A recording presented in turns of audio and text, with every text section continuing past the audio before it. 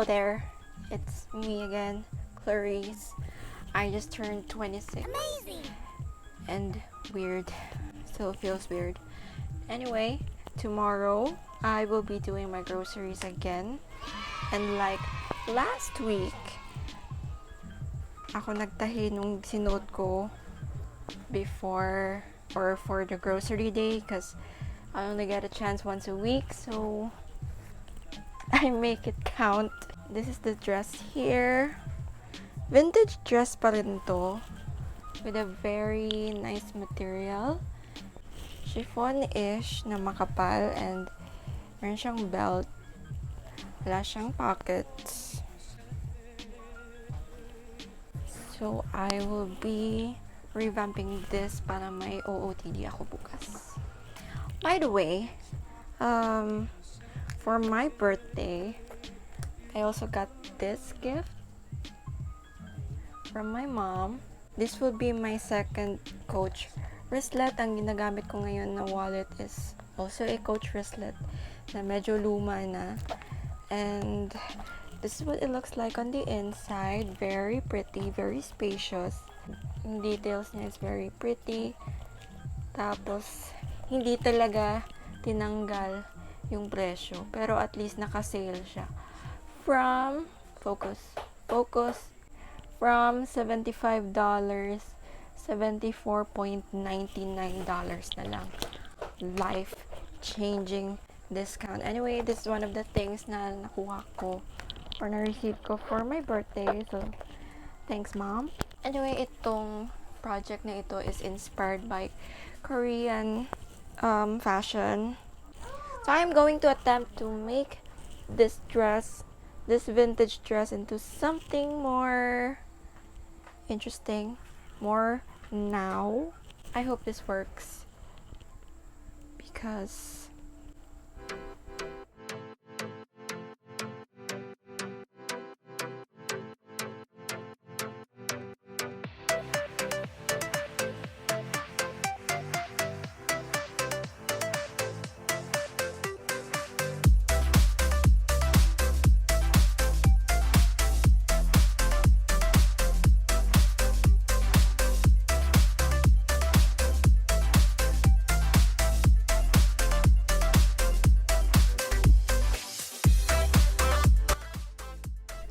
So, today's project is inspired by the nauuso ngayon ng mga Korean trendy clothes, which is the square puff sleeve type of dress and tops.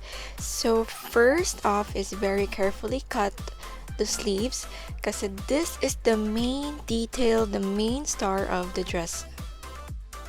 Next is I drew a line sa bust area and sa side kung saan ko siya gugupitin.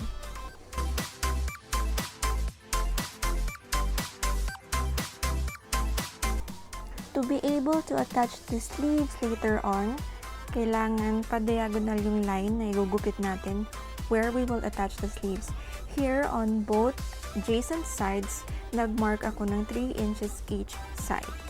At saka, ititrace ko siya para makabuo nitong right triangle. The lines you are seeing is where I will be cutting. To start off with the hemming, unahin natin yung bust area para magkaroon siya ng cleaner look.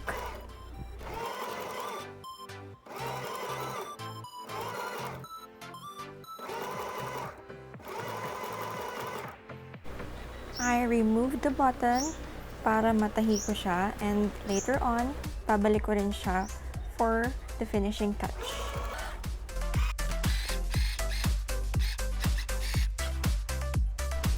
Going back to the sleeves na ginupit ko earlier, we will be spreading it out and then kailangan natin ng garter. Itong garter na gagamitin ko is manipis lang.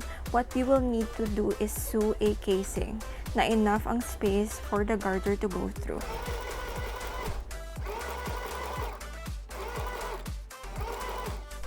What's tricky about this part right here is yung portion kung saan mag-curve yung sleeve. Kailangan mo siya gawa ng pleats dahil nga pa-curva siya. Otherwise, hindi mo siya masusuin together.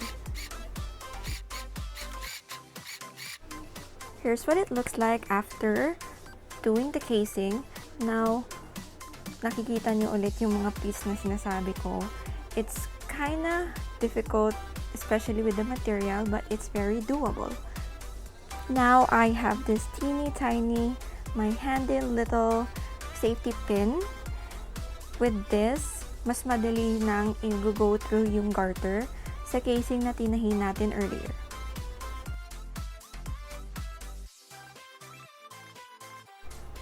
Now, napipicture out nyo na ba yung sleeves natin? And then, I will go or do the exact same thing on the other sleeve. Now, this is where the magic is. This is what makes it look the way it looks. Yung puff sleeves natin is very vital. To secure the garter, kailangan natin siyang tahiin on the sleeve itself. Hindi natin tatahiin yung garter together. We have to sew in the garter in place sa mismong damit.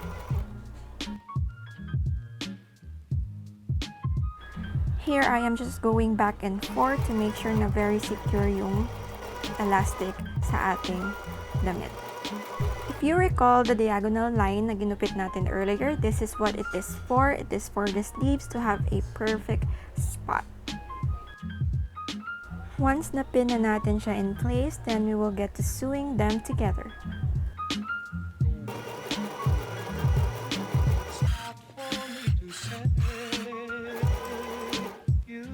Ito na ang dress natin so far. It's looking great. Now, tatahiin naman natin yung sides para ma-close na yung dress.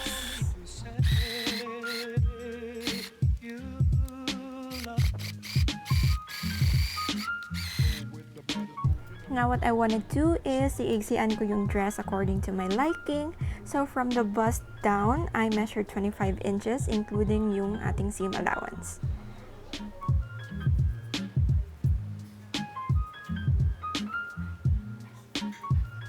I personally like my dresses above the knee, and this is also my way of personalizing it according to my taste. Now, cut through the line that you drew.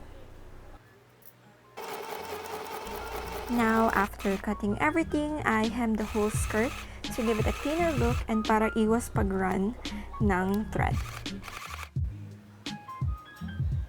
For the details, gumawa ako ng dalawang belt loops. This is to secure the belt in place. Kasi nung ginupit ko siya, pati yung belt loop is natanggal ko rin. This is my first time doing loops on any of the clothes that I've thrift flipped, and it's quite challenging for me because I only figured out how to actually do it after I've done everything. So how's that? So I lost control and decided to hand sew everything because I could not figure out how to do it again. After siya natahi, saka ko pa siya na-gets. Add the button in for the final details. Ikakabit ko lang yung belt sa belt loop tinahi ko, and that's it. We are done.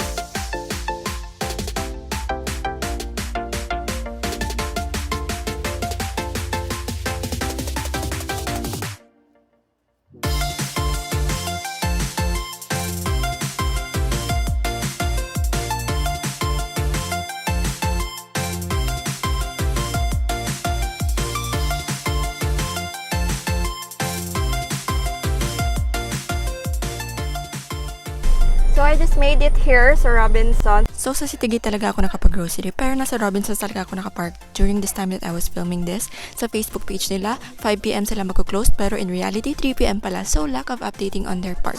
So abort mission ako sa Robinsons, pumunta ako ng City Gate para makapag-grocery. This is where I usually shop kasi mas kompleto sila with the fruits, especially the fruits that I really want. And as I've said, talagang pang grocery lang tong outfit na to kasi it's the only chance I get para makalabas and all. Wag pala natin kalimutang mag-mask. Ano? Mask! Check! Of course, pink.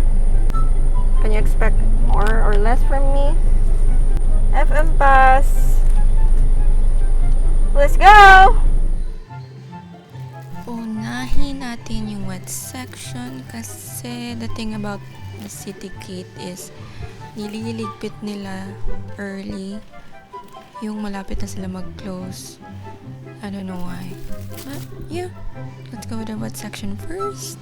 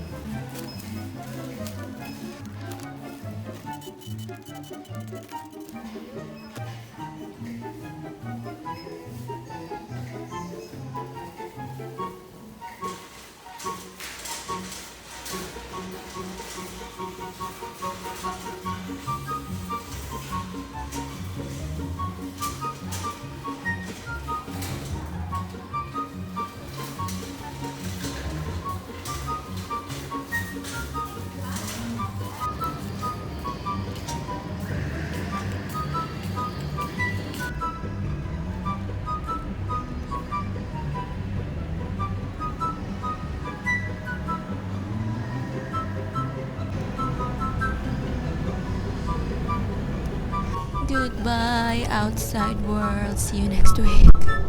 Hello! This is...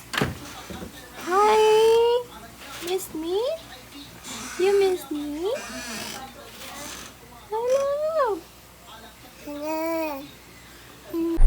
So, I hope you enjoyed this video as much as I enjoyed making this. It was unexpectedly easy.